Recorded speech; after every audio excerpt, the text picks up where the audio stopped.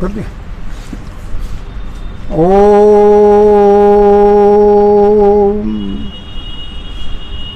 आज मैं आपके सामने एक महापुरुष के बारे में बताना चाहूँगा। अगर आपको ये अच्छा लगे तो इसको सब्सक्राइब अवश्य करें। राजा राम मोहन राय का जन्म 1772 ईस्वी में हुआ और 1833 तक वो रहे। राजा राम मोहन राय आधुनिक भारत के प्रेरणा और आधुनिक भारतीय जन जागरण का सूत्रपात करने वाले थे। जन जागरण का अभिप्राय केवल पुनर्जागरण नहीं है और पुनः जागरण ही भी नहीं है, यह प्राचीन ज्ञान को लेता है और उसका आधुनिक ज्ञान विज्ञान के साथ समन्वय करता है।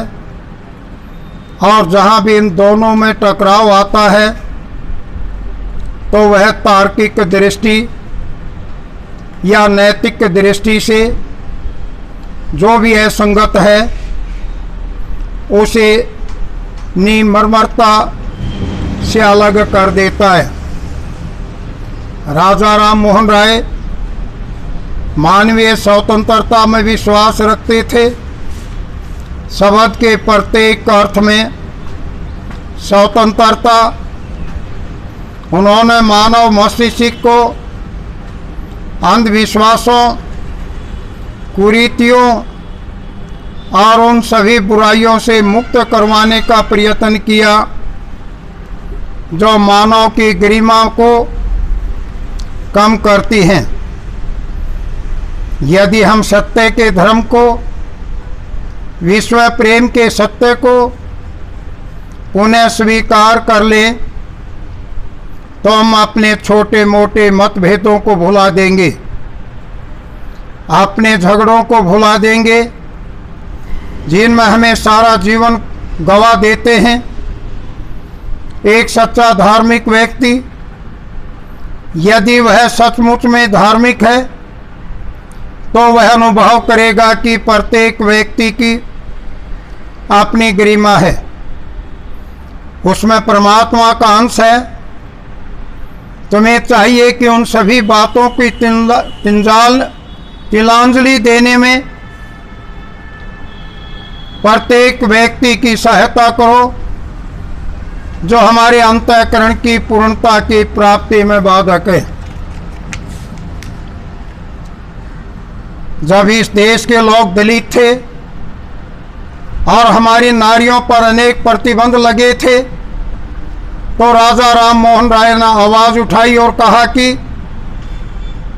जो देश अपने को सभ्य कहता है उसे समानता के मूल सिद्धांत को स्वीकार कर लेना चाहिए। मानव मात्र की समानता, जब तक कुछ लोगों से निम्नता का व्यवहार किया जाएगा और कुछ लोगों में उच्चता का, तब तक आप वास्तव में सभ्य नहीं हैं। समानता का यह सिद्धांत हमारे धर्म की आरंभिक अवस्था में भी था। प्राचीन काल में नारियों को वे सभी अधिकार मिले हुए थे जो पुरुष को हैं, पर सदियां बीत गई और समानता का यह सिद्धांत कहीं छूट गया। फलतः हमें हानि उठानी पड़ी। यदि यह देश पतन और पराधीनता के दौर से गुजरता है तो वह इसलिए कि हम जिन सिद्धांतों के उपदेश देते थे उनमें निष्ठा खो बैठे। इस देश ने जो जो हानियां उठानी पड़ी और पराधीनता झेली है उसके बारे में हम बड़ी बातें करते हैं। यदि हम इन सब को या हम इन सब बातों से छुटकारा चाहते हैं तो हमें प्रतिबंधों को हटाना होगा।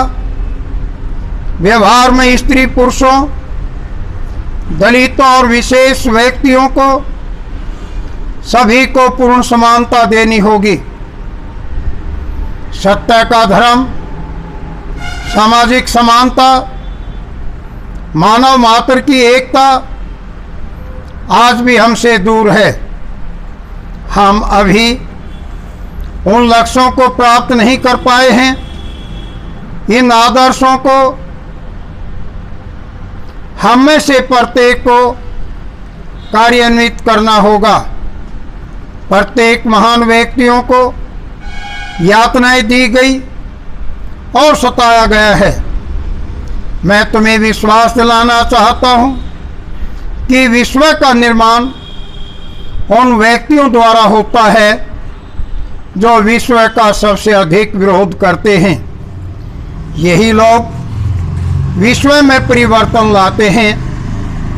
ओम शांति शांति शांति।